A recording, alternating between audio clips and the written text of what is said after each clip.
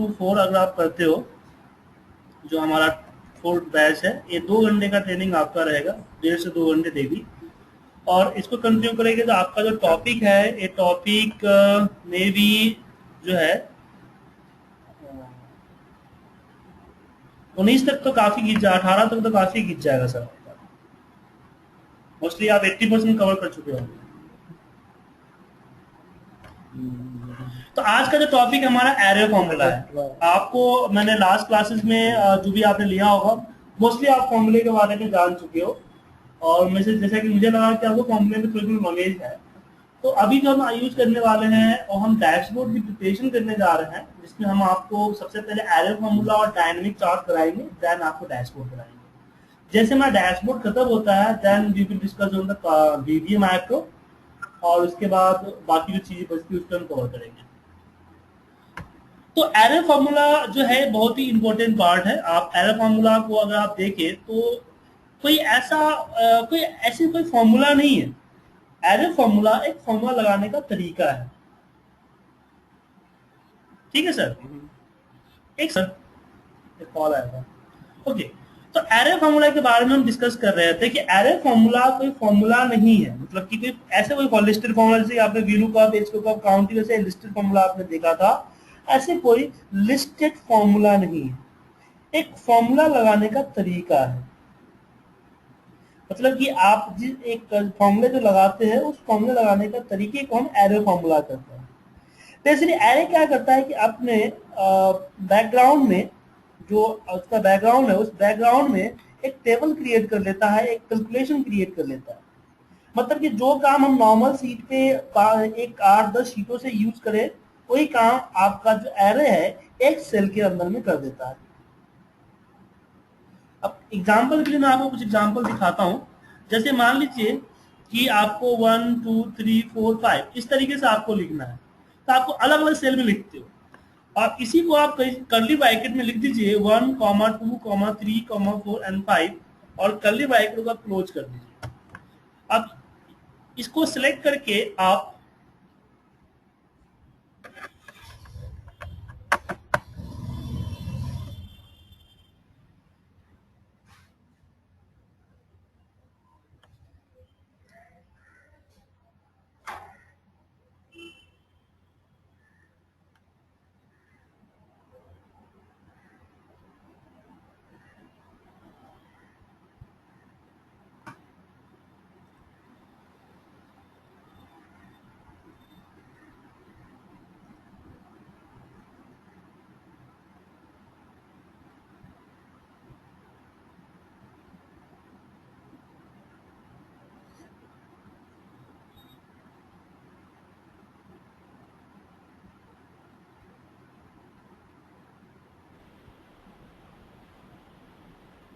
Hello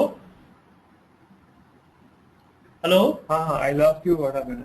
नहीं sir, Yeah, can you hear me? Light चली गई थी, इस कारण से हो गया। तो इसे हमने यहाँ पे Okay. बताया आपको कि जैसे हमने F2 प्रेस किया, और F2 प्रेस करते यहाँ पे 1 2 3 4 5 इस तरह से लिख के अगर आप इसको सब में कॉपी पेस्ट करो, तो F2 प्रेस करके कंट्रोल शिफ्ट एंटर मारते ही क्या होता है कि कॉपी पेस्ट हो जाता है, और यहाँ पे डिस्ट्रीब्यूट हो जाता है। तो एरे के दो भूमिका होती है, एक तो डिस्ट्रीब्यूट करता है, और दूसरा आपको करता है कैलकुलेट। तो हम पहले डिस्ट्रीब्यूट के बारे में जानते हैं, उसके बाद हम एरे की कैलकुलेशन के बारे में जानेंगे कि एरे किस तरीके से कैलकुलेशन करता है। अब चलिए हम डिस्ट्रीब्यूट के बारे में जानते हैं। सबसे पहले कि हमने देखा कि हमने इस तरह से एक लिखा और ये नंबर को डिस्ट्रीब्यूट कर दिया। फिर अगर हम इसी को रो वाइज करें, तो रो के लिए आपको यहाँ पे इस तरीके से डालने पड़ेंगे, कर्ली ब्रैकेट के अंदर में 1, 2, 3 इस तरह से। अगर आप ये डालते हैं, कॉमा डालते हो तो रो के कॉलम के लिए होता है, अगर आप सेमी कॉलम डालते हो तो रो के लिए होता है। अगर रो और कॉलम दोनों डालना चाहो तो आप इसमें दोनों डाल सकते हो। जैसे कि यहाँ पे देखिए कर्ली ब्रैकेट में 1, 2, 3, 4, देन मैंने यहाँ पे सेमी कॉलम डाल दिया रो चेंज करने के लिए, देन 5, 6, 7, 8, देन मैंने वापस में सेमी कॉलम डाल दिया, एंड 9, कॉमा 10 कॉमा 11 कॉमा 12 और कलीबाई में क्लोज करो। अब मैं 4 कॉलन और 3 रो सिलेक्ट करके F2 मार के कंट्रोल शिफ्ट एंटर मारता हूं तो डिस्ट्रीब्यूट हो जाएगा। बेसिकली ये क्या करता है कि जब हमारा एरे रन परफॉर्म होता है तो इस तरह से बैकएंड में टेबल जनरेट करता है जिसमें हमारे पास जितने कॉमा डालते हैं वो उतने कॉलम क्रिएट करता है। हमने जैसे कि 4 कॉमा डाले थे 4 कॉलम क्रिएट किए और जितना हम सेमीकोलन डालते हैं उतना वो रो क्रिएट करता है और जो नंबर डालते हैं उसी पार्टिकुलर नंबर में वो उसी अरेंज में कॉमा और सेमीकोलन के अरेंज में वो अरेंज कर देता है। जब इसको हम डिस्ट्रीब्यूट करते हैं तो हम सिंपल जानते हैं कि ये भी एक बैकएंड में रो ही है, स्प्रेडशीट ही है, तो ये यहाँ पे वो उतना ही डालता है जितना उसको जरूरत होता है और सिर्फ एक ही डालता है तो डिस्ट्रीब्यूट हो जाता है। अब क्वेश्चन यहाँ पे ये उठता है कि इसका ऑफिशियली यूज क्या है। हम क्यों इस तरह से, हमें ऐसे भी नंबर टाइप करना हो तो नंबर टाइप कर सकते हैं, हम इसका ऑफिशियल यूज क्या करेंगे। तो इसके लिए बहुत सारे एग्जाम्पल है लेकिन एक सुटेबल एग्जाम्पल मैं आपको बता रहा हूँ। जैसे मान लीजिए कुछ कोड है आपके यहाँ, जैसे दिल्ली,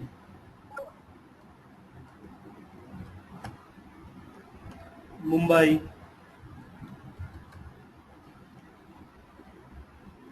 चेन्नई, चलिए कोलकाता और इस तरह से और भी हो सकता है यहाँ पे कि आपका तो अब मान लीजिए कि यहाँ पे आपके कोड है और इसके सामने उस सिटी का नेम आपको अपीयर करना है। तो 2-3 तरीके, एक तो आप VLOOKUP यूज करोगे या फिर इफ यूज करोगे। इफ यूज तभी करोगे जब आपके पास मान लो कि 10, 15, 20, 5-10 हो तो आप इफ यूज करोगे। जहाँ पे आपके पास बहुत सारे हो, 50, 60, 100 हो तो वहां पे आप इफ यूज नहीं कर सकते। ठीक है सर? तो वहां पे इफ यूज नहीं करोगे तो क्या करोगे, वहां पे VLOOKUP यूज कर सकते हैं। लेकिन हमें एक प्रॉब्लम है VLOOKUP के साथ। VLOOKUP के साथ प्रॉब्लम ये है कि हमें डेटा के लिए कहीं रखना पड़ेगा। अगर मैं यहाँ VLOOKUP लगाऊं तो जी सुन रहे हैं ना मुझे आप?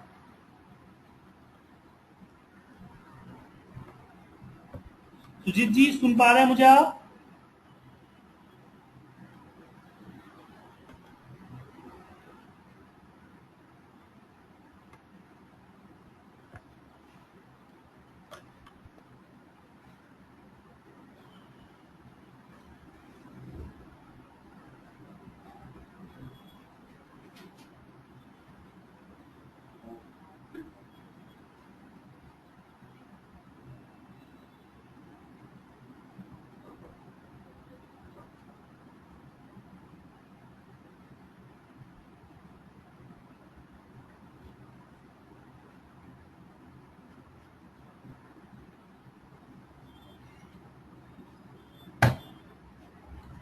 सुजीत सुन पा रहे हैं मुझे आप?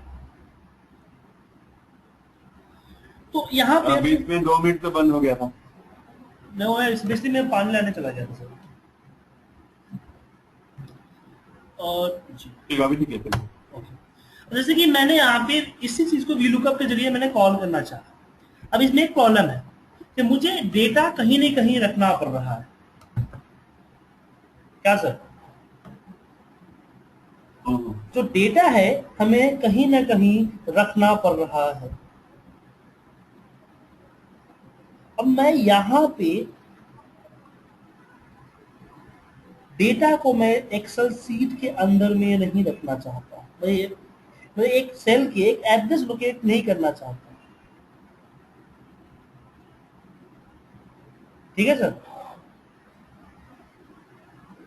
मतलब कि मैं चाहता हूं कि फॉर्मूले के अंदर में ही मेरा डेटा रहे, मैं उसके लिए कोई अलग जगह नहीं देना चाहता।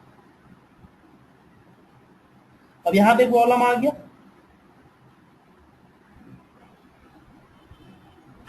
कैसे करें? इसके लिए हमें यहाँ पे जो एरे का परफॉर्मेंस है, जो एरे हमारा है वो एरे, यहाँ पे मेरा वो एरे काम आएगा। यहाँ पे हम एरे फॉर्मूला यूज कर सकते हैं। मतलब कि मैं फॉर्मूले के अंदर ही पूरा डेटा डाल दूंगा। तो यहाँ पे चैलेंज है कि VLOOKUP में कैसे डाल सकते हो? तो वी लुकअप में हम एरे के फॉर्म में डेटा को डाल सकते हैं। यहाँ पे मैंने लिखा टेबल एरे, यहाँ पे 11 कॉमा दिल्ली, कॉमा इसलिए कॉलन है हमारा, फिर 22 यहाँ पे कॉमा नहीं होगा, फिर सेमी कॉलन होगा, रो चेंज करना है इसलिए सेमी कॉलन, फिर 22 मुंबई, फिर सेमी कॉलन 33 कोलकाता, इमोटर कॉमा डालना पड़ेगा कोई टेक्स्ट है, देन 44 यहाँ पे डाल दिया चेन्नई। अब यहाँ पे इस तरह से और भी डाल सकते हैं हम। यहाँ पे देखिए ये हमारा रो हो गया, एक कॉलन हो गया, फिर रो चेंज करने के लिए सेमी कॉलन लगाया, फिर इस तरह से, और लास्ट में जो आप नॉर्मल वी लुकअप में लगाते हैं, 2 डाल दिया मैंने, कॉमा 0, फिर एंटर मार दिया। मतलब कि जब वी लुकअप परफॉर्म किया तो बैकएंड में इसने पूरा का पूरा इस टेबल को बना रखा है। मतलब कि 2 कॉलन इसमें इसने डाला हुआ है 11, फिर यहाँ पे दिल्ली, फिर ऐसे ही 22 मुंबई एंड 33, इस तरह से डालते चला गया। वी लुकअप में टेबल में मिला, और टेबल में मिलने के बाद वी लुकअप अपना परफॉर्मेंस दे दिया। ठीक है सर, तो इससे फायदा क्या हुआ, यहां पे रख दिया। अब इसमें दूसरा प्रॉब्लम उठ के आ रहा है कि हम अगर हमारे पास डेटा ज्यादा है तो टाइप करना इतना मुश्किल हो जाएगा, या टाइप करने के बाद में बात करते हैं। अगर डेटा हमारे पास ज्यादा है तो प्रॉब्लम यहाँ पे ये होगा कि आपका कितना लंबा फॉर्मूला कैसे कंटेन कर पाओगे आप, छोटा होना चाहिए। कैलकुलेटर को चेंजिंग करना हुआ तो मुश्किल हो जाएगा। उसके लिए हमें कोई सोल्यूशन ढूंढना होगा, तो उसके लिए हम नेमिंग मेथड का अपना सकते हैं। मतलब कि जो कर्ली ब्रैकेट में हमने यहाँ पे जो डेटा डाला है, इसी डेटा को हम कॉपी कर लेते हैं, या फिर जाकर हम आप टाइप ही कर लेंगे, कॉपी, फिर फॉर्मूले बार में जाके हम नेम डिफाइन करते हैं, डिफाइन नेम, और इसे मान लीजिए हमने डेटा का नाम डिफाइन कर दिया, और फिर हम इक्वल लगा के वो डेटा हम यहाँ इसमें डाल दें। तो नेम डिफाइन करने से जरूरी नहीं है कि नेम में आप रेंज ही डालो, आप कुछ अपना डेटा इस तरह से एरे भी डाल सकते हो। ये एरे इस तरह से हमने डाल दिया। ये मेथड आपको काम आएगा इसमें, जब चार्टिंग पे चार्ट वार्ट यूज करोगे तो वहां पे डायनेमिक चार्ट में काम आता है। अब यहाँ पे मैं वी लुकअप यूज करूंगा, और वी लुकअप में मैं यहाँ पे इसको सिलेक्ट किया कॉमा, और यहाँ पे रेंज की जगह जस्ट डेटा सिलेक्ट कर लिया, कॉमा 2,0। ठीक है, तो एक प्रॉब्लम तो सॉल्व हुआ कि जो मैं फॉर्मूला बड़ा बन रहा था वो फॉर्मूला छोटा हो गया। समझ आया सुजीत जी? डाउट? हाँ हाँ हाँ, तो डेटा इज नथिंग बट वो रेंज है, वो सेल का रेंज है। ठीक है, हाँ, मैं रेंज, वो जो डेटा हम यहाँ ऊपर जो हम फॉर्मूले के अंदर में डालते थे, उसी डेटा को हमने एक नेम रेंज का नेम डिफाइन किया, उसके अंदर में डाल दिया। ठीक है, उससे क्या हुआ कि अब उस अब मान लो अभी हर जगह पे टाइप करना पड़ता है मुझे, तो अब मुझे कहीं भी यूज कर सकता हूँ डेटा यूज कर रहा है। अगर इस पर्टिकुलर डेटा चाहिए होगा तो मैं डेटा यूज कर लेंगे, डेटा नेम यूज कर लेंगे। बट प्रॉब्लम यहाँ पे स्टिल ये आया कि सर इतना टाइप कौन करेगा, जो हमने टाइपिंग, जो हमने यहाँ पे जो टाइपिंग इतने सारा टाइपिंग किया है, वो टाइप कौन करेगा। ठीक है सर, प्रॉब्लम यहाँ पे आ गया। तो इसके लिए इसका सॉल्यूशन, मतलब कि मान लीजिए कि अगर मैं एक नया डेटा निकालूं, यहाँ पे सीरियल नंबर,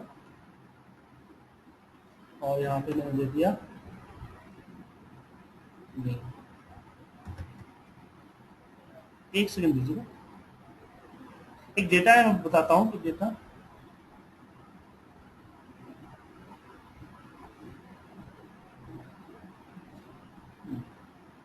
मान लीजिए कुछ डेटा डाल देता हूँ मैं यहाँ पे नेम, पुनीत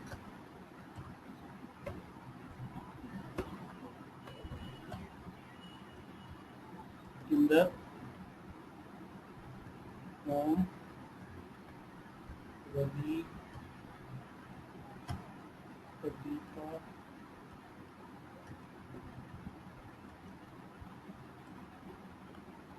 जय मोहित।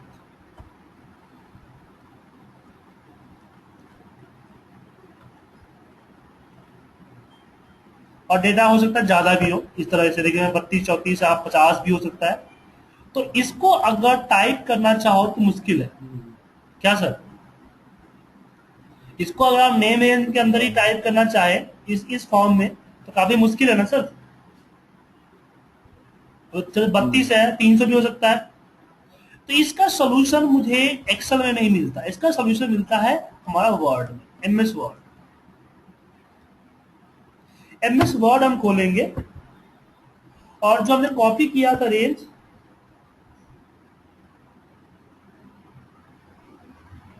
उसको पेस्ट स्पेशल के जरिए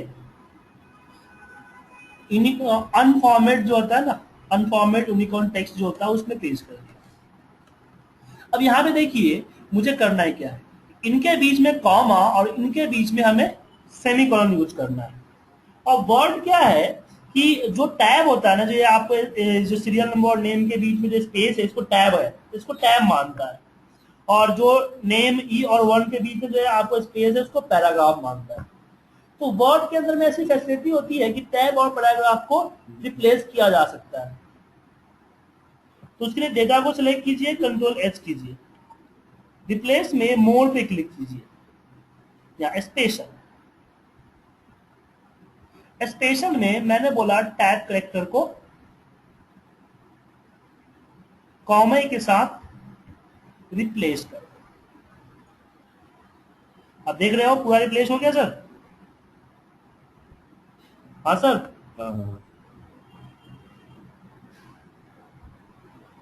हाँ ठीक है। और उसके बाद हमने बोला यहाँ पे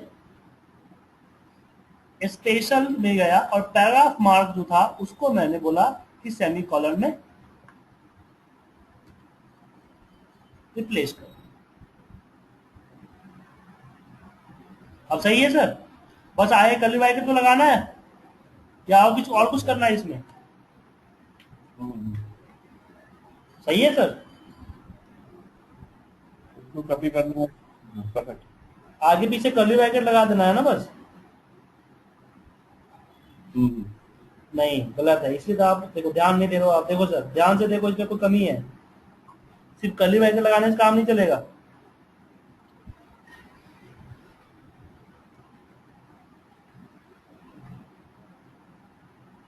क्या कमी बताओ?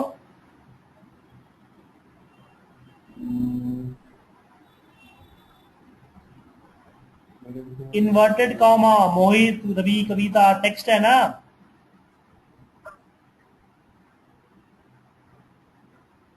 क्या है इन्वर्टेड कॉमा? यार इसको कॉपी करके अगर हम फॉर्मूले के अंदर में डालोगे, और यहाँ पे देखो जैसे नेम मैनेजर में डाला है ऊपर में, इसमें हमने इन्वर्टर कॉमा लिया है ना, ये देखो दिल्ली और मुंबई को इन्वर्टर कॉमा डाल रखा है। तो ऐसे जब यहाँ पे करेंगे तो इसके भी इन्वर्टर कॉमा डालना होगा।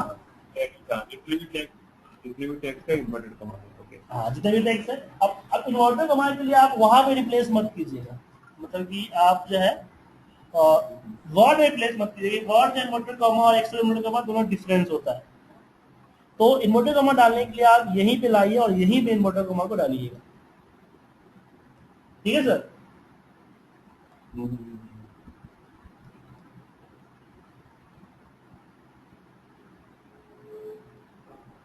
तो कैसे डालेंगे? तो इसके लिए हम अब इन्वर्टर कॉमा कैसे डालोगे, तो इसके लिए रिप्लेस कमांड चलेंगे। हम बोलेंगे कॉमा को रिप्लेस करो कॉमा और इन्वर्टेड कॉमा से।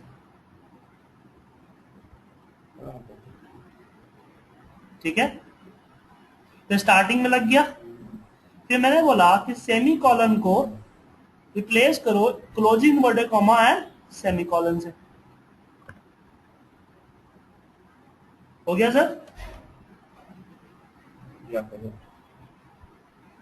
अब आपको जो स्टार्टिंग में पहला था वो पहले में जस्ट इन्वर्टेड कॉमा आपको मैनुअल लगाना पड़ेगा, और एक लास्ट वाला होगा उसमें आपको मैनुअल लगाना पड़ेगा।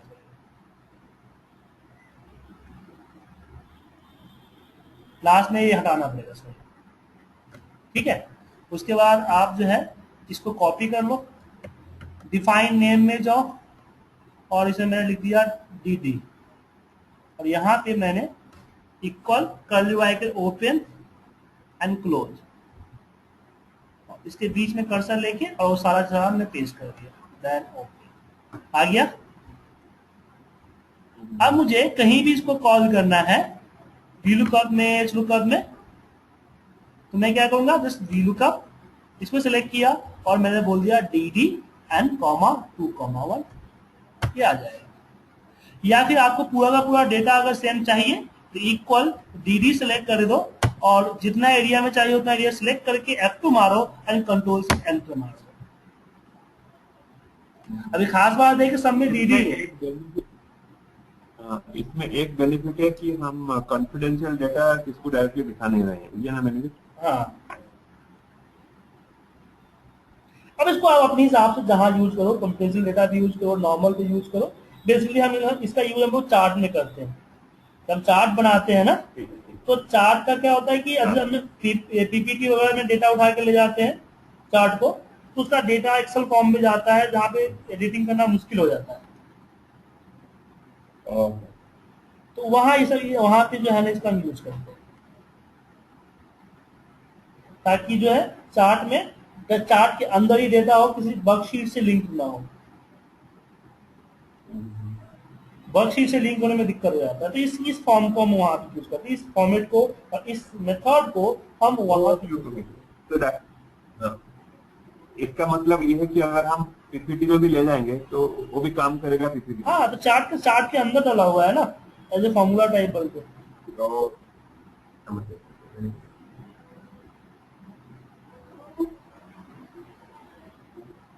ठीक है सर,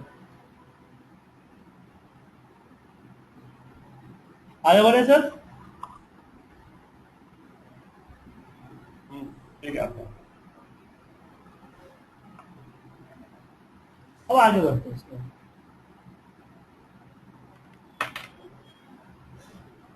अब आगे है इसमें, ये तो हमने सिखा दिया कि किस तरह से यूज करो, तो हमने डिस्ट्रीब्यूशन आपको सिखा दिया किस तरह से आप डिस्ट्रीब्यूट करोगे। और डिस्ट्रीब्यूट का और भी एडवांस पार्ट है जो कि आगे क्लास में मैं आपको सिखाऊंगा। अब बारी आती है कैलकुलेशन। जैसे मान लीजिए कि आपके यहाँ पे कुछ डेटा है, मैं यहाँ पे कुछ नंबर डाल देता हूँ और यहाँ पे मान लो कि ये आपकी एमआरपी है या ये आपका क्वांटिटी है। मतलब कि आपने कुछ प्रोडक्ट को, 2 प्रोडक्ट को 12 रुपए के हिसाब से बेचा है, 3 को 32 रुपए से, 5 को 43 रुपए से, अगेन 3 को आप 54 रुपए के हिसाब से बेचा है। तो आपका total amount, exact total amount कितना है, इसको कैसे काम निकालोगे? इसके लिए अगर आप बात कीजिए तो आप इस तरह से मल्टीप्लाई करोगे,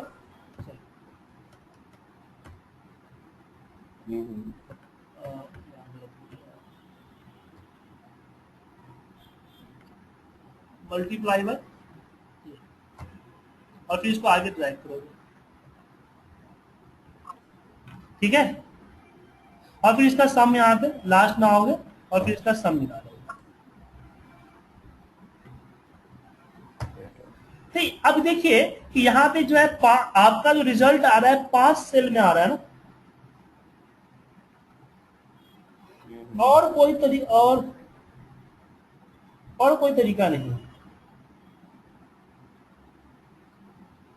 कोई तरीका है सर?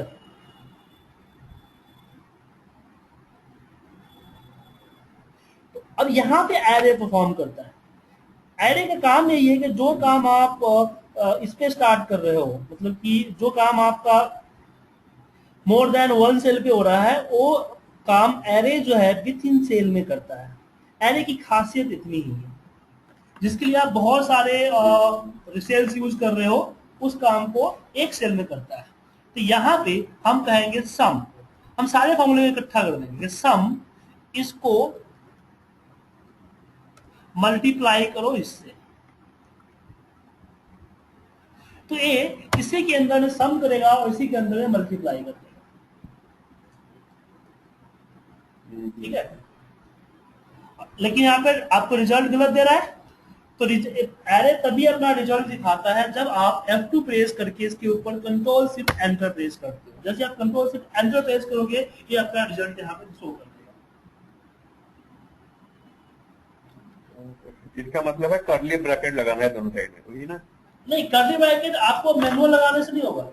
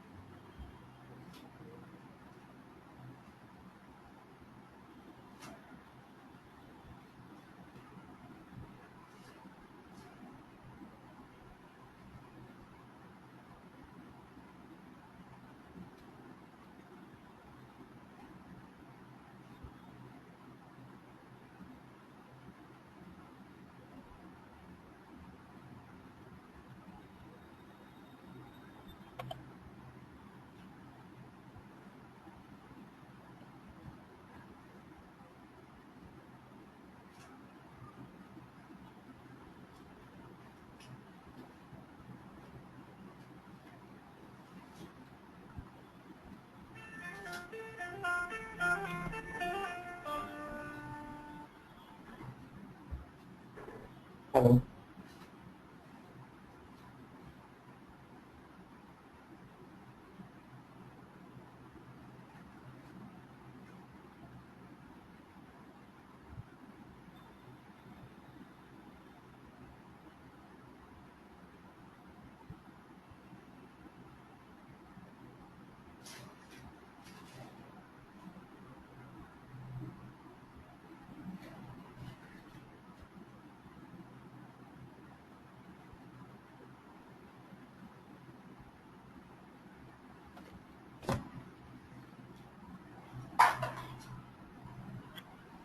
हेलो सर, एक किताब था आपके एरे फॉर्मूले पे, बहुत अच्छा किताब था, उसी को ढूंढ रहा था। ओके, तो यहाँ पे एक कंट्रोल शिफ्ट एंटर करके बुक है जो कि एरे फॉर्मूला की सबसे बेटर बुक है, बेस्ट बुक है। अगर आप चाहो तो उसको परचेज कर सकते हो। एरे फॉर्मूला बहुत ही अच्छी फॉर्मूला है, उसका काफी उसका अच्छा खासा यूज है। तो यहाँ पे आता है कंट्रोल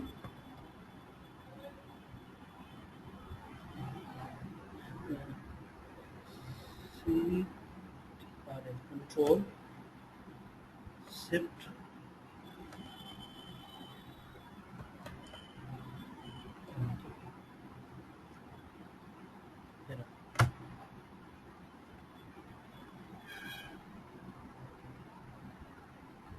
ये बुक है।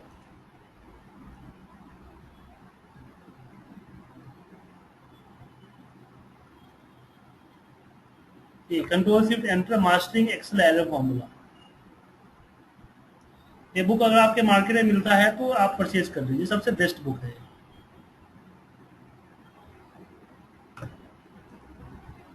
तो चलिए हम अपने अगली टॉपिक की तरफ बढ़ते हैं।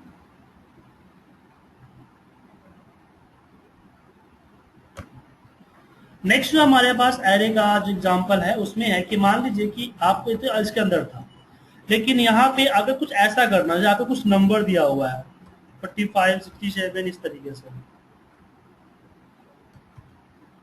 जस्ट 1 मिनट, आपने क्या क्या कंट्रोल एंटर, ये 497 control shift enter, control shift enter बहुत अच्छी बुक है। मैंने इसकी कुछ ऑनलाइन कॉपी जो है, गूगल पे इसको ऑनलाइन मिलता है ना, आप पढ़ सकते हो, खरीद नहीं सकते हो, ये डाउनलोड नहीं कर सकते हो।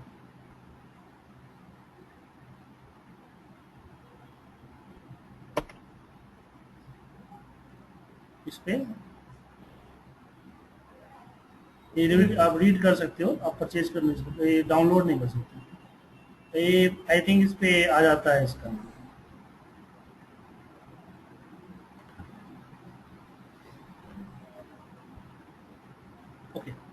आगे बढ़ते हैं सर हम। अब जैसे मान लीजिए कुछ नंबर आपके यहाँ पे दिए हुए हैं, अब मुझे इस नंबर पे क्या करना है कि हर किसी नंबर का 40% निकालना है। जो 40% निकलेगा उसमें हर किसी को जो है 4 से मल्टीप्लाई करना है। फिर 4 से मल्टीप्लाई करने के बाद जो रिजल्ट आएगा उसमें जो है 10 जोड़ना है, और फिर जो रिजल्ट आएगा उसका टोटल चाहिए। मतलब अगर आप मैनुअल इस काम को करो तो कुछ इस तरीके से करना होगा कि दैट मल्टीप्लाई बाई 40% होगा सर, आप लीजिए 40%। उसके बाद मुझे इसमें हर किसी को 4 से मल्टीप्लाई करना है, फिर सब में 10-10 जोड़ने हैं इंडिविजुअली, देन उनका टोटल निकालना है। ठीक है। अब देखिए इस काम को कितना लंबा प्रोसेस है, कितने लंबा हमें लेना पड़ा, लेकिन एरे इसको एक सेल में करके देगा कि सम हमने बोला कि इन सबों का मल्टीप्लाई बाई 40%। ठीक है। बोर्ड मास मेथड को फॉलो करते हुए आप इसको ब्रैकेट में ले लो, फिर जो रिजल्ट आया उसमें मल्टीप्लाई करो 4 से। अगेन बोर्ड मास मेथड को फॉलो करो एंड देन उसमें प्लस 10। ठीक है। एंटर करते रिजल्ट आपको कुछ भी आ सकता है, लेकिन आपको एग्जैक्ट रिजल्ट आएगा, आप F2 दबाइए, कंट्रोल सिर्फ एंटर कीजिए, आपका एग्जैक्ट रिजल्ट आ जाएगा। अब आपको ये देखना है कि ये बैकर में काम किस तरीके से कर रहा है, तो आप यहाँ पे एवलेट फॉर्मूला पे चले जाइए, यहाँ पे आपको बताया कि किस तरीके से काम कर रहा है। देखिए सबसे पहले क्या हुआ कि सबका 40% निकालेगा इंडिविजुअली, अपने ऑटोमेटिक कंट्रोल से पे मार दे, कर्ली ब्रैकेट में दे दिया इसने। देन अगेन क्या करेगा, सबको इंडिविजुअली मल्टीप्लाई करेगा 4 से, और फिर सब इंडिविजुअली सब में क्या करेगा, प्लस करेगा 10, देन आपका रिजल्ट आ जाएगा।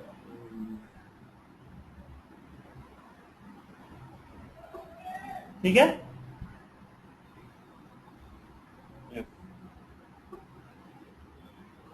And close. इस तरीके से हम इसका यूज करते हैं।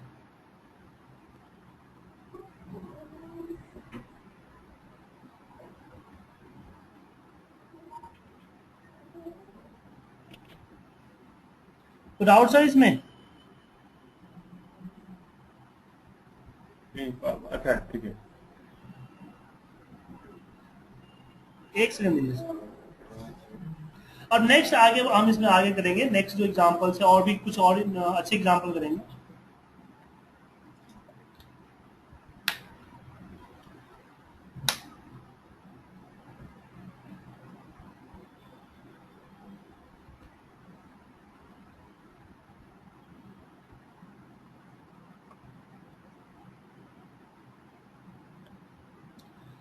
अब चलिए कुछ और एग्जांपल करते हैं जो कि हमारा ऑफिशियल एग्जांपल इसको हम बोल सकते हैं। मान लीजिए कि आपके पास कुछ नंबर्स हैं इस तरीके से, इनको मैं डिवाइड कर देता हूं।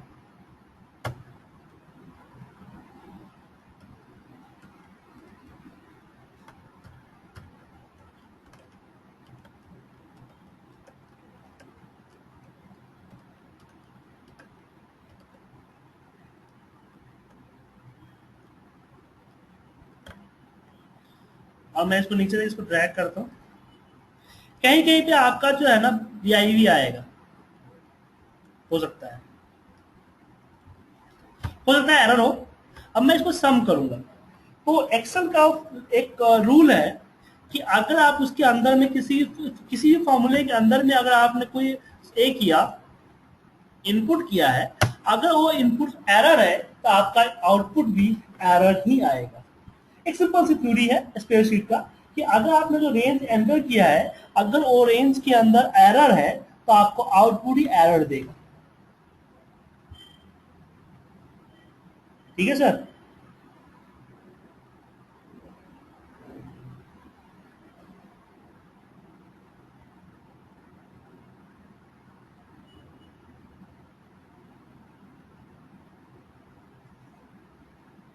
कोई सॉल्यूशन है इसका? सॉल्यूशन है कोई आपके पास?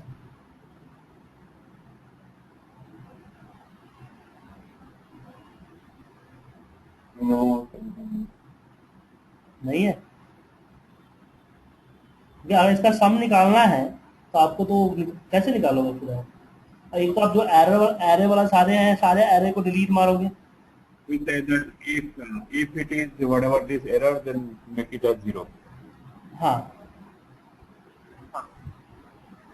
तो इसके लिए आपका एक सोल्यूशन ये है कि आप सबके बगल में या इसी फॉर्मूले को आप इफ एरर के अंदर में आप रखें। इफ एरर क्या करेगा?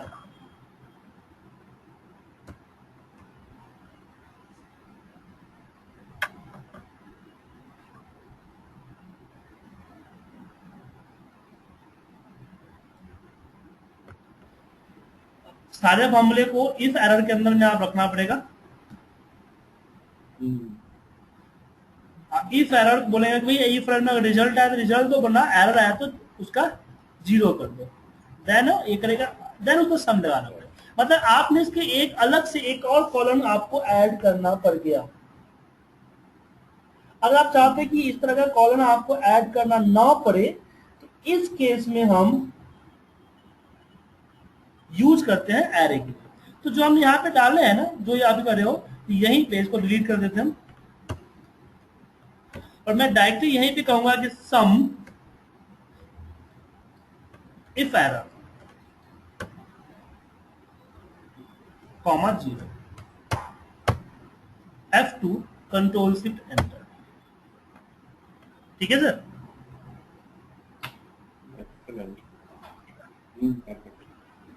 इस तरह से करते हैं। अब बात करते हैं हम एवरेज की। कुछ नंबर्स आपने डाल रखा है, कहीं में 0 भी है आपका। मुझे इसका एवरेज निकालना है, लेकिन आप 0 को कंसीडर नहीं करना चाहते हो, तो इसके लिए एक्सेल वर्कशीट में कोई फॉर्मूला नहीं है सर? कोई वर्कशीट में बोला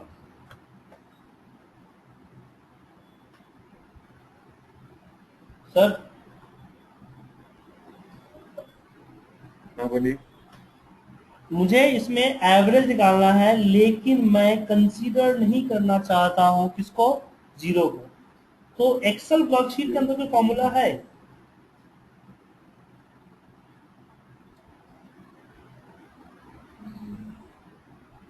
If 0, make it blank. नहीं, तो मुझे एवरेज निकालना है ना सर। तो ब्लैंक होने के बाद नेक्स्ट टाइम एवरेज करेगा तो वो शायद नहीं आएगा। हाँ, इसके लिए नहीं है। आपको 2003 तक नहीं था, 2007 में आया हुआ है एवरेज इफ। एवरेज इफ में आप इसका यूज कर सकते हो सर। एवरेज इफ, जिसमें आप कंडीशन दे सकते हो कि भैया इसमें मुझे ग्रेटर देन 0 का चाहिए, इस तरीके का। ठीक है? लेकिन ये सिर्फ 2007 से चलेगा। 2003 का उससे लोअर वर्जन यहाँ पे ओपन ऑफिस वगैरह हुआ तो ये नहीं चलेगा। तो वहां जाओगे, क्या चलाना पड़ेगा? वहां पे आपको चलाना पड़ेगा ये फॉर्मूला। कौन सा? एवरेज सम दे देते हैं, यहाँ पे एवरेज भी दे सकते हो कि इफ, अब कंडीशन दे दिया आपने कि इफ अगर ए ग्रेटर देन 0 हुआ तो एवरेज को रिटर्न करो। F2 control shift enter. ठीक है सर? या ब्लैंक को कंसीडर नहीं करना चाहते हो तो उस केस में इसका यूज करते हो। ठीक है सर? अब बात करते हैं कैलकुलेशन कितनी 1 से। जैसे कि मान लीजिए कि मेरे पास 1 2 3 4 5 इस तरीके का नंबर है। मैं हर नंबर को आपस में जोड़ना चाहता हूं या मल्टीप्लाई करना चाहता हूं। 2 इस तरह से, 3 4 एंड 5।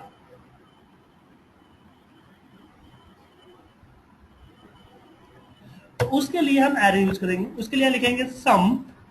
अब सबसे पहले मुझे पता करना होगा, इस फॉर्मूले से पढ़ने से पहले मुझे डिस्ट्रीब्यूशन का पार्ट पढ़ना पड़ेगा। कि अगर मुझे मान लीजिए कि मैंने आपको नाम लिखा है सुजीत, मुझे हर एक लेटर को अलग अलग सेल में करना है, SUJEENT, एवरी सेल को अलग अलग इसमें करना है।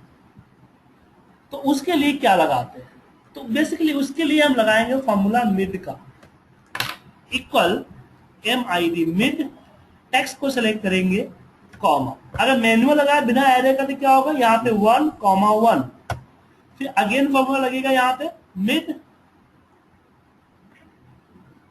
सेम टेक्स्ट को सिलेक्ट करेंगे, कॉमा, यहाँ हो जाएगा 2,1, बस 2,1। पहले स्टार्ट से 2 से स्टार्ट करो और एक करेक्टर लो, फिर अगेन मिड, इसको सिलेक्ट करेंगे 3,1, बस 3,1, अगेन मिड, इसको सिलेक्ट करते हैं, कॉमा 4,1, एंड अगेन मिड, इसको सिलेक्ट किया 5,1, और अगेन मिड, कॉमा 6,1। तो ये तो मैनुअल हो गया, इसको तो इस कथन कंसेप्ट को इसके लिए यूज नहीं कर सकते। मुझे ऐसा चाहिए जो एक ही फॉर्मूला हो, तो उसके लिए हम एक कर सकते हैं कि मिड, इसको सिलेक्ट करते हैं, कॉमा, और कर्ली ब्रैकेट में जो हम अलग अलग नंबर देते हैं वहीं पे डाल देते हैं कॉमा करके 1, तो यहाँ पे कॉमा नहीं से 1, 2, 3, 4, 5, 6, कर्ली ब्रैकेट क्लोज किया एंड ओपन, कॉमा 1। अब इसमें आपको क्या लगता है काम करेगा, कर गया काम? ठीक है, लेकिन प्रॉब्लम यह है कि फिर जरूरी थोड़ी कि 6 ही होगा, हो सकता है 10 हो, 20 हो, या मान लो बहुत बड़ा नाम हुआ, डायनामिकली करना हो तो कैसे करेंगे? तो उसके लिए रो एंड कॉलम लगा सकते हो। मिड, हम यहाँ पे हमें क्या करना है, सिलेक्ट किया, और मैं यहाँ पे लिखता हूँ रो, और लिखता हूँ 1 से लेके कहां तक, तो 6 तक, क्लोज किया और comma 1, F2 control shift enter. काम क्यों नहीं किया? काम इसलिए नहीं किया क्योंकि हमने यहाँ पे रो के जगह रो लगाया, यहाँ पे मुझे लगाना होगा रो के जगह कॉलन, क्योंकि रो तो रो वाइज चलता है ना, तो कॉलन वाइज है 1 से लेके 6 तक। अब यहाँ पे काम चल जाएगा, F2 कंट्रोल शिफ्ट एंटर। मतलब कि जो यहाँ पे काम 1 2 3 4 5 मैनुअल लिखते हैं ना, कॉलन भी क्या करेगा, इसको भी ऐसा ही रिटर्न करेगा। ठीक है, तो चलिए यहाँ पे भी हम सेम यूज करते हैं, हम करते हैं सम, हमने लिया मिड, इसको सेलेक्ट करते हैं, कॉमा, अब यहाँ पे हम कॉलन नहीं लगा सकते क्योंकि सम के लिए लिया है, तो कॉलन लगाना गलत होगा, यहाँ रो, मतलब अगर डिस्ट्रीब्यूशन करना है तो हम रो कॉलम का फर्क रखते हैं। अगर हमें एक ही सेल में लाना है, किसी फॉर्मूले में सम या कैलकुलेशन करनी है, तो आपको रो कॉलम की जगह रो ही लगाना पड़ेगा, 1 से लेके 5 तक, कॉमा, क्लोज करता हूं, कॉमा 1 और एंटर में। रिजल्ट नहीं आया, इसके लिए हमने डालना हुआ कंट्रोल शिफ्ट एंटर। 0 क्या आया? 0 क्यों आया सर?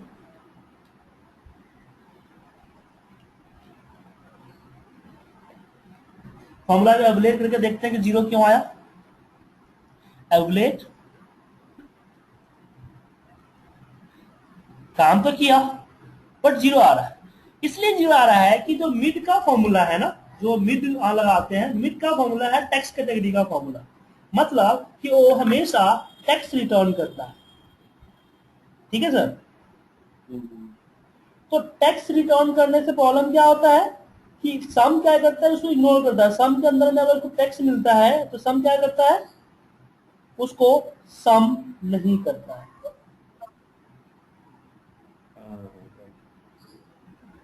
तो ये जो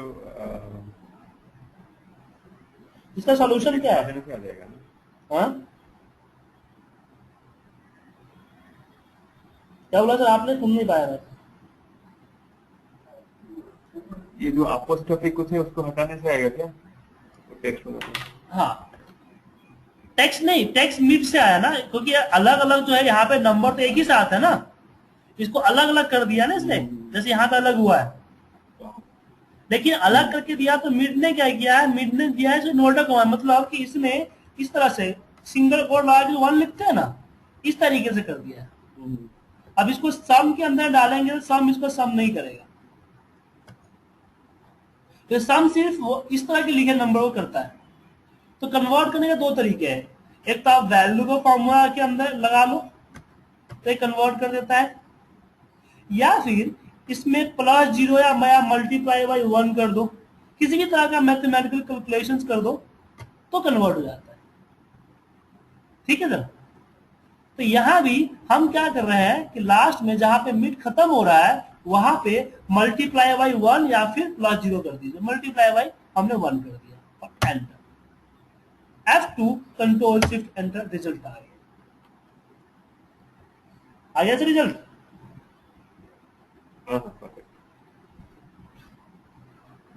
अब इसमें कॉलम है कि कल के डेट में अगर डिजिट चेंज होता है, मतलब कि बढ़ जाता है, तो आपका ये अपडेट नहीं हो रहा है। हम उसको कुछ ऐसा करना है ताकि डिजिट चेंज होते ही अपने आप ये अपडेट हो जाए, उसके लिए हमें कुछ करना पड़ेगा।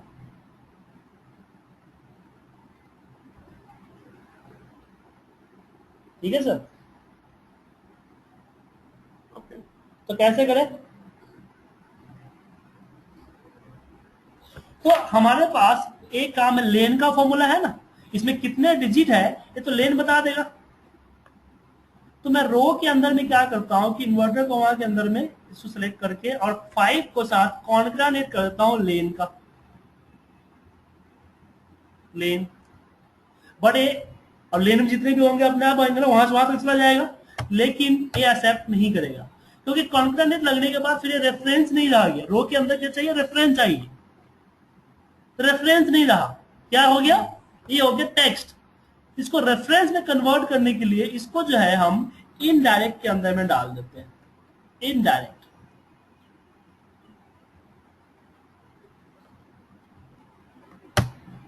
And F2 control shift enter.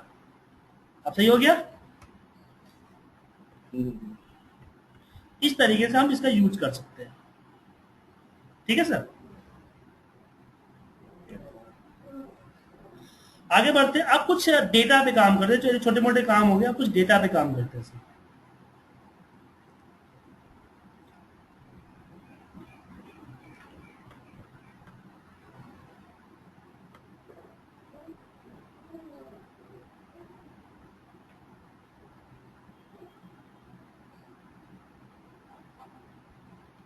अब डेटा लेते हैं कुछ इसमें से।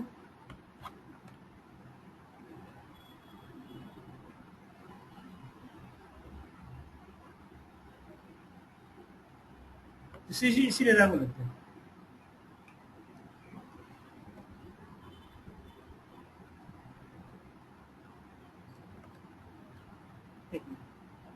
एरर फॉर्मूला होगा इसमें।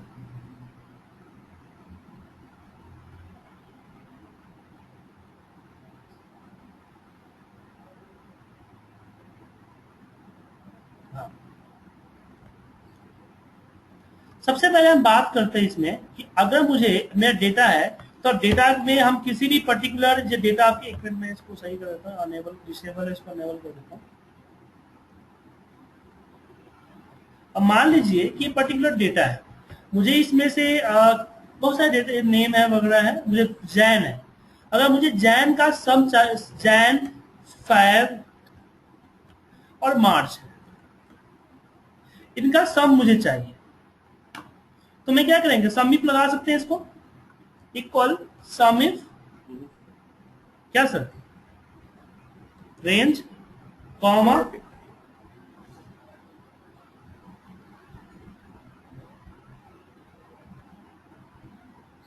जैन को सेलेक्ट किया, कॉमा, तो यहाँ पे ये डाल दिया हमने, जिसका सम करना है, जो डीपीएल का सम करना है तो डीपीएल सेलेक्ट करना है, इसका सम यहाँ पे आ गया। अब फिर यहाँ पे आप मुझे फेब मार्च देना पड़ेगा, तो मैं ये काम और कर सकते हैं यहाँ पे कि जहाँ पे हमने जैन दिया है ना, यहीं पे कर्ली ब्रैकेट में हम लिख सकते हैं, ये पूरा का पूरा सिलेक्ट कर सकते हैं,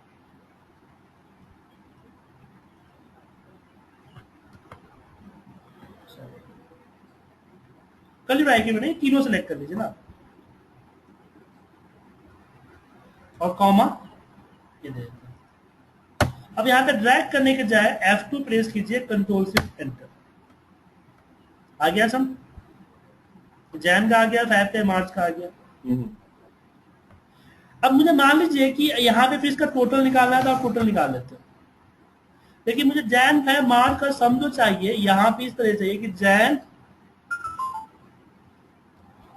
प्लस फेब प्लस मार्च, मुझे इस पे टोटल चाहिए। तो यहाँ पे आपका 3 बार आपको फॉर्मूला लगाना पड़ेगा, किसका, इफ का, इसका सम इफ का। लेकिन यहाँ पे हम सम के साथ कंडीशन दे सकते हैं कि सम एंड देन इफ को दोनों को तोड़ दिया, मैंने बोला कि पूरा का पूरा इज इक्वल टू, और कर्ली ब्रैकेट में मैं यहाँ पे लिख देता हूं Jain comma Feb comma March, and जिसको और जिसका सम करना है, मुझे इसका डीपीएल का सम करना है, सिलेक्ट किया और हमने एंटर मार दिया। और यहाँ पे एंटर ही नहीं, कंट्रोल शिफ्ट एंटर मारेगा तो रिजल्ट आपके सामने होगा। ठीक है सर।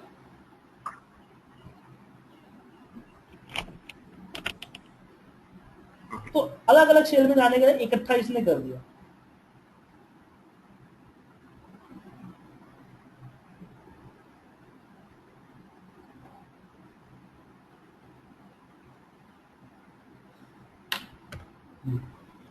अब आगे बढ़ते हैं, इसमें और भी कुछ करते हैं। मुझे जैन का सम तो निकल सकता है, लेकिन मुझे पता करना है कि मैक्स, भाई कौन सा, तो यहाँ पे मैक्सिमम सेल क्या है, मतलब मैक्सिमम डीपीएल क्या है। ठीक है, तो मैक्स इसका फॉर्मूला नहीं एक्सेल में, तो उसके लिए हमें क्या करना होगा, उसके लिए हमें यहाँ पे लगाना पड़ेगा कि सम नहीं मैक्स, सॉरी मैक्स, फिर देना पड़ेगा इसमें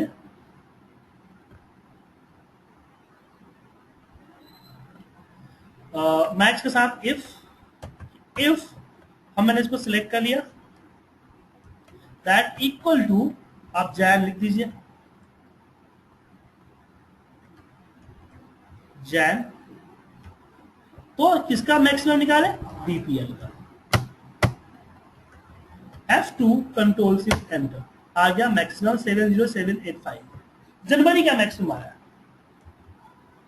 आप इसको चेक करना चाहते हो तो मैं यहाँ पे फैब में कुछ ज्यादा दे देता हूँ, नहीं चेंज हुआ। अगर हम जैन में ज्यादा दें तो चेंज हो गया। ठीक है सर। अब यहाँ पे जो मंथ आपने यहाँ पे बाहर निकाल रखा, लेकिन कहीं पे ऐसा हुआ, यहाँ पे मान लीजिए अब यहाँ पे आपके पास मंथ अलग से नहीं है, अब मुझे यहाँ पे जनवरी का सेल चाहिए, तो इसके लिए क्या करोगे सर, इसके लिए कोई है आपके पास फॉर्मूला कि मुझे चाहिए, क्योंकि यहाँ पे डेटा में तो आपका जैन ही है, 1 जनवरी है, कोई पर्टिकुलर मंथ नहीं है, तो आपके पास ये रहेगा कि आपको एक अलग कॉलम इंसर्ट करके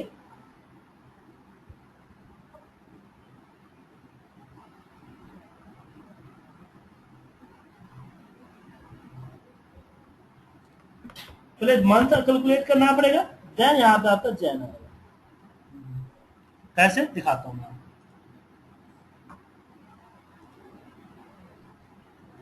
यहाँ पे equal text text comma D और फिर यहाँ पे ट्यूजडे वेडनेसडे थर्सडे आ गया ना सर। और फिर इसमें समीप लगाओ जनवरी, डी नहीं से मंथ होगा, माफ कीजिएगा, एनएम। और फिर इसमें आपको जो है ना समीप करना पड़ेगा, इक्वल समीप।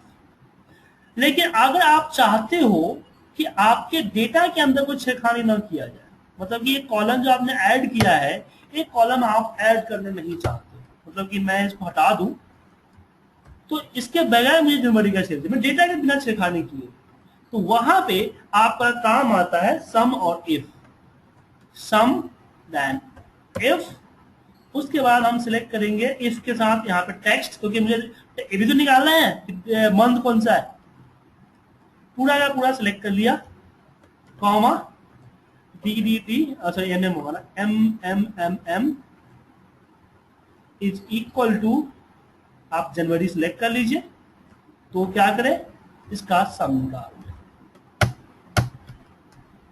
F2 कंट्रोल फैब दे दो, यहाँ पे फैब का से रहेगा, FEB, सॉरी, ठीक है। आंसर कोई डाउट? नहीं अच्छा, अरे समझ में आ रहा है ना सर आपको? हाँ अरे बहुत ही सच्ची गाड़ी में बेस्ट क्लास है। देखिए एरे का अब कोई इसका फिक्स नहीं है कि इसके क्या क्या हो सकता है। जैसे मैंने बताया कि एरे जो है एक फॉर्मूला नहीं है, एक फॉर्मूला का लिस्ट नहीं है, एक ये है, मतलब कि एक तरीका है। अब इसलिए मैं जितना एग्जाम्पल दूं उतना कम है,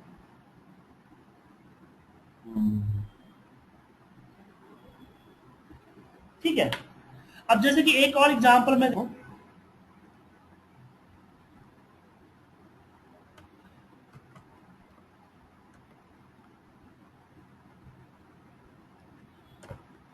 दो लिस्ट है आपके पास,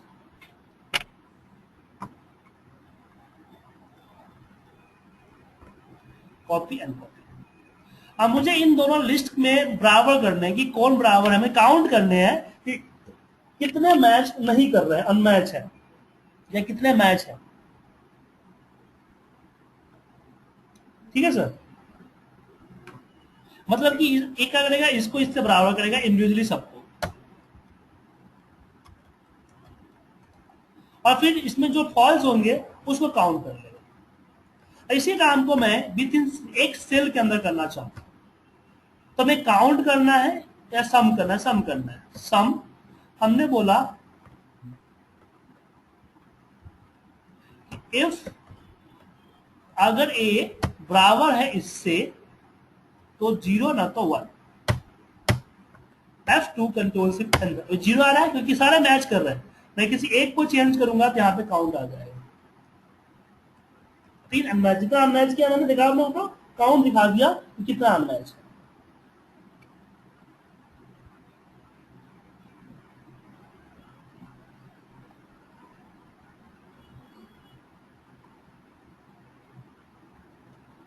ठीक है सर।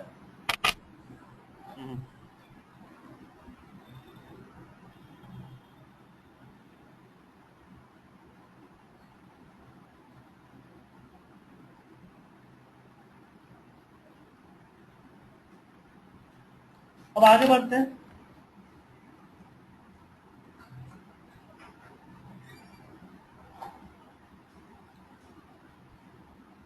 कुछ नहीं और एग्जाम्पल के साथ,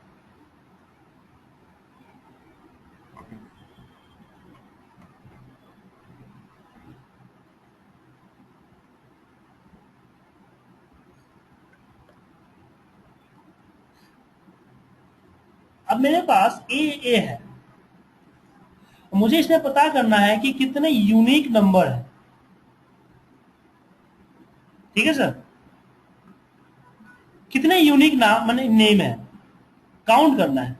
जैसे ओम पेंट है, ए यूनिक नहीं है, कुछ ऐसे नाम जो एक ही बार है, जैसे एसआर ट्रेडर आई थिंक एक ही बार है, इसको काउंट करें। मैंने मुझे यूनिक चाहिए जो एक बार आया है, उसका काउंट चाहिए। उसके लिए लिखते हैं सम, फिर बोलते हैं इफ। उसके बाद मैं यहाँ पे बोलता हूं कि अगर इफ, देन यहाँ पे बोलता हूं काउंट इफ। काउंट इफ, इसको सिलेक्ट किया और फिर वापस इसी को काउंट कर लेता हूं, इज इक्वल टू 1, तो यहाँ पे 1 है वरना 0 है। F2 कंट्रोल से एंटर। तो 4 ऐसे हैं जो यूनिक है, बाकी सारे आपके जो है डुप्लीकेट है, ठीक है सर। देन क्वेश्चन नंबर 2 आपके पास है कि 1 सितंबर यहाँ पे कोई स्टार्टिंग डेट डालते हैं, इसे पता करना है कि सेकेंड सैटरडे कौन सी डेट पड़ेगी। या फिर लास्ट लास्ट सैटरडे को कौन सी डेट पड़ेगी, उस मंथ की लास्ट सैटरडे, सितंबर महीना 2013 है तो उस महीने की लास्ट क्या था, लास्ट सैटरडे कहा था, सेकंड सैटरडे क्या था, मतलब कि सेकंड सैटरडे लास्ट सैटरडे मान लीजिए आपको ऑफिस की छुट्टी होती है तो आपको डेट निकालना है किस दिन छुट्टी है। ये सारे एरर से होंगे और इसको करने में आपको बोलता हूं कि आपको सीरियसली बहुत मजा आएगा। ये आपको आंसर है कैलकुलेट, क्या आपके पास? क्या sir? Do you have solution और I have two sir solution read है योर मेरे, लेकिन मेरे दिमाग में है, ठीक है ना। अब एक बिना एरर से होगा।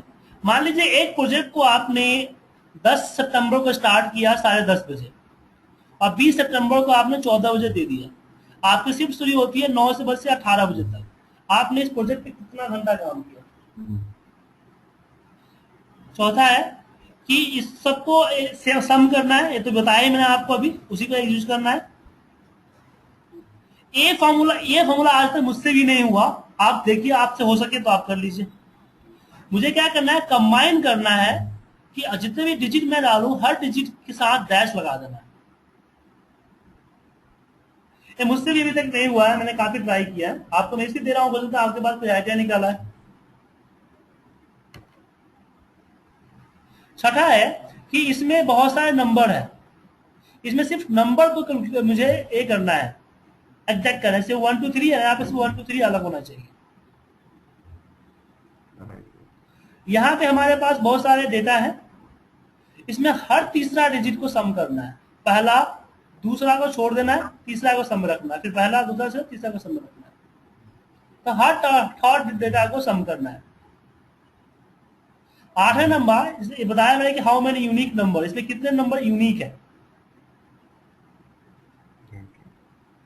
अब आपको एक ऑटो कैलेंडर बनाना है, ठीक है ना। एक कैलेंडर जो कि हर महीने और हर साल के लिए हो, हम बस मंथ चेंज करें ऑटोमेटिकली कैलेंडर चेंज हो जाए।